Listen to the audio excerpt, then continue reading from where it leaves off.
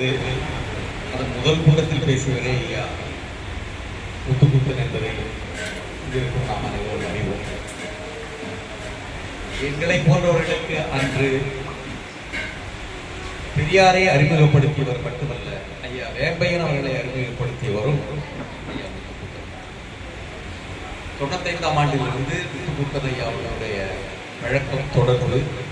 இங்கு வேம்பையன் ஐயா அவர்கள் 96 வந்த பிறகு அது திருவள்ளுவர் மன்றமாக உருவெடுத்து அதன் முதல் கூட்டத்திலேயே ஐயாவை பேசுகிறோம். அன்றிலிருந்து இன்று வரை அந்த உணர்வு என்பது மங்காமலா நம்மடி இருக்கிறது. அந்த வகையில் இந்த நிகழ்வை முதலாவதாக சிறப்பாக எடுத்த மன்ற நிர்வாகிகளுக்கும் பொறுப்பாளர்களுக்கும் நெஞ்சார்ந்த பாராட்டு தெரிவித்துக் கொள்கிறோம்.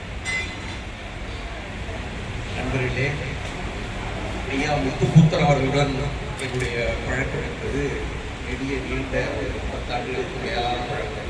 95லிருந்து அவர் மறைகின்ற 2005ஆம் ஆண்டு வரை. காரணம் என்னவென்றால், அவருடைய வாழ்க்கை வரலாற்றை தமிழ்நாடு அரசு பாதுகாக்க வேண்டும் என்று இந்த என்சைக்ளோபீடியா கலைக்களஞ்சியம் என்று சொல்வதே சென்னை வானொலி நிலையத்தின் கலைக்களஞ்சியம் அவருடைய வாழ்க்கை வரலாற்றை பதிவு செய்ய வேண்டும் என்று முடிவு செய்து அந்த முடிவை ஐயாவுக்கு தெரிவித்தது.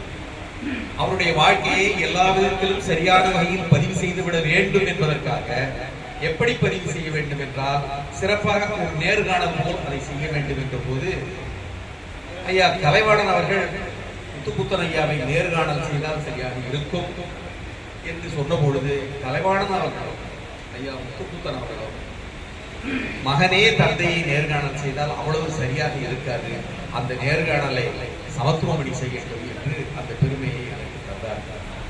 ஒரு 30 ஆண்டுகளுக்கு 27 ஆண்டுகளுக்கு முன்பாக அந்த நேர்காணல் 4.5 மணி நேரம் சென்னை வானொலி நிலையத்திலே ஒரு அறையில் முத்துக்குத்தன் ஐயாவையும் என்னையும் உட்கார வைத்து ஒலிப்பதிவு கேமராக்களை இயங்க விட்டுவிட்டு வெளியே சென்று விட்டார்கள். நீங்கள் எதை வேண்டுமானாலும் பேசிக்கொள்ளுங்கள். அவருடைய வாழ்க்கை வரலாறு மொத்தமும் தெரிகின்ற வகையில் அந்த நிகழ்ச்சியை நாம் பதிவு செய்தோம். அதை பதிவு செய்வதற்கு அவரிடம் நாம் கேட்ட கேள்விகள் அவரை பற்றிய புரிதலை எனக்கு தருகிறது. அதை எல்லாம் இப்பொழுது சொல்லிக் கொண்டிருக்கிறார் நேரங்கள்.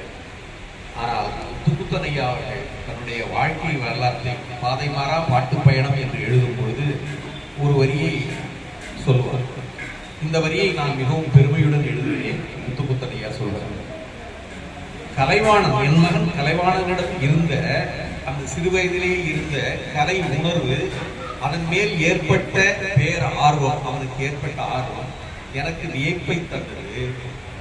விளையும் பயிர் முளையிலேயே தெரியும் என்பது எனக்கு புரிந்துவிட்டது. எனவே என் வாழ்க்கை நிம்மதியாக இருக்கும் என்று நான் புரிந்து கொண்டேன் என்று அந்த பதியை ஆரம்பித்தார். காக்கைக்கு தன் குஞ்சு பொற்குஞ்சு என்று சொல்வது போல் அல்ல. நான் ஒரு வில்பாட்டுக்காரன், ஒரு நாடக நடிகன், நாடக கதையாசிரியர், திரைப்பட பாடலாசிரியர், திரைப்பட வசனகர்த்தா, இப்படி பணியாற்றி இருக்கிறேன். அப்படிப்பட்ட வாழ்வை உடைய எனக்கு ஒரு கலையை முன்னெடுத்து செல்லக்கூடிய ஒரு கலை உணர்வுடன் கூடிய ஒரு தொழிலை, படிப்பு இல்லை என்றாலும் படிப்பு குறைந்தாலும் இதை தேர்ந்தெடுத்திருக்கின்றானே என் மகன் என்பதை நினைக்கும் பொழுது எனக்கு பெருமையாக இருக்கிறது என்று சொல்லி ஆரம்பித்தார். பிற்காலத்தில், கடைசி காலத்தில் கலைவாணன் ஐயா அவர்கள் தன்னுடைய வாழ்க்கை வரலாற்றை எழுதும் பொழுது கலையின் பயணம் என்று அவரும் வாழ்க்கை எழுதியிருக்கிறார். அவர் சொல்கிறார், என் தந்தை என்னை படிப்பாளியாக ஒரு படைப்பாளியாக ஆக்கி இந்த சமூகத்தில் சென்றிருக்கிறார். அந்த வகையில் என் தந்தை எனக்கு பெருமை மிக்கவராக நடத்துகிறார் என்று கலைவாணன் சொல்லிவிடுகிறார். இப்படி தந்தையை மகனும், மகனை தந்தை மாறி மாறி பாராட்டிக் கொண்டு இருவரும் நண்பர்கள் போல பழகி வந்த ஒரு தோழமை உணர்வை நம்மை போன்றவர்கள் பெரும்பாலானவர்கள் பார்த்திருப்பார்களா என்று அவர்கள் வாழ்க்கையே ஒரு போராட்டக்களமாகத்தான் இருந்தது. ஆனால் எதற்கும் அவர்கள் ஒரு நீண்ட நெடிய தெளிவான சிந்தனையுடன் தான் எதையும் செய்து ஆரம்பித்திருக்கிறார். ஆசிரியருடன் அவர்களுக்கான தொடர்பு என்பது மயிலை பகுத்தறிவாளர் மயிலை கிருஷ்ணன் அவர்கள், மயிலை கிருஷ்ணன் பகுத்தறிவாளர், அவருடைய திருமண நிகழ்ச்சியில்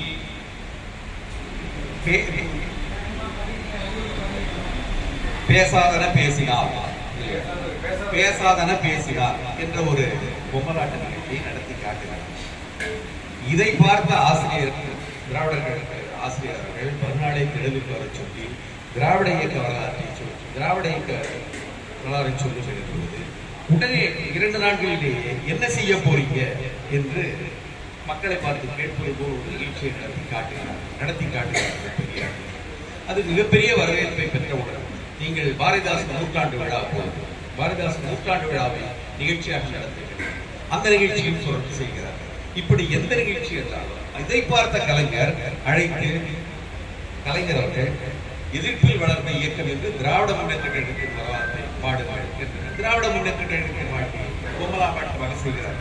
இப்படி அவரவர் கேட்டுக்கொண்டதற்கு தான் அவர் அந்த நிகழ்ச்சியை செய்து கொண்டிருக்கிறார். ஆனால் இவற்றில் அவருக்கு நிலையான ஒரு நிகழ்ச்சியோ நிலையான ஒரு வருமானம் தருகின்ற அளவிற்கு இருந்ததோ என்றால் கிட்டத்தட்ட இல்லை என்றுதான் நான் சொல்கிறேன்.